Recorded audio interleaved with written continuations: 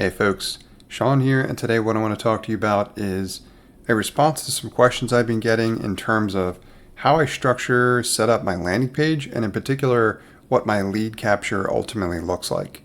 So the questions were around validating SaaS ideas or concepts, and I understand this to mean something that we may or may not want to build, right? We've got an idea for a potential product or business we want to create, and we want to get a better understanding in validating that as best we can before we ultimately build it, which fits right into my wheelhouse for a process that I've built and the one that I've been using over and over again to test various SaaS business ideas of my own.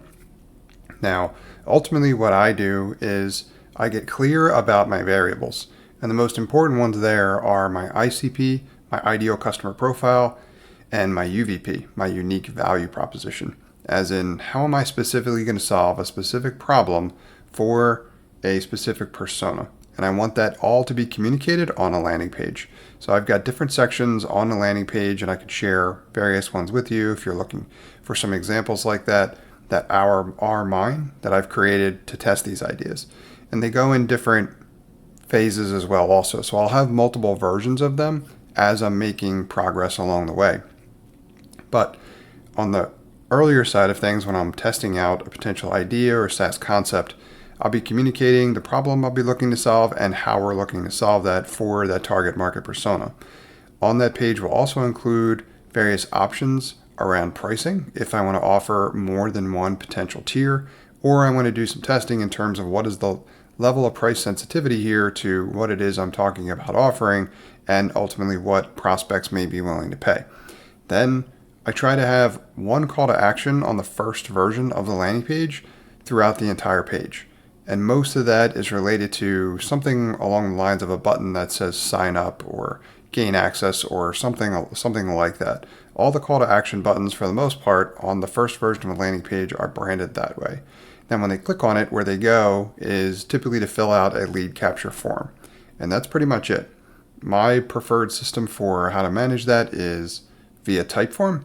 I love Typeform's interface and experience and extensibility for their product. That's what I use. And then in that form, which is what some of the questions were about as well, I capture something along the lines of contact information. At a minimum, I grab email. That's the pretty much minimum requirement. I might grab a name as well also. Then I'll ask potentially some additional questions along the lines of, if I'm advertising multiple tiers and testing price sensitivity, I'll ask them which tier they're interested in. And then I'll also maybe have one or two open-ended questions related to something along the lines of, what's the most valuable feature for you, or which specific problem do you need solved? Anything that might give me greater qualitative insight into the response that I'm getting as well also, which starts to help me get into the mind of the persona that's signing up for the product, so that I can better understand how the current product can help solve their problems and what some of those future problems may be as well. So that's how my process works from very early on when I want to validate a potential idea or concept that I have for a SaaS business. I create a landing page and it communicates the unique value proposition to the ideal customer profile.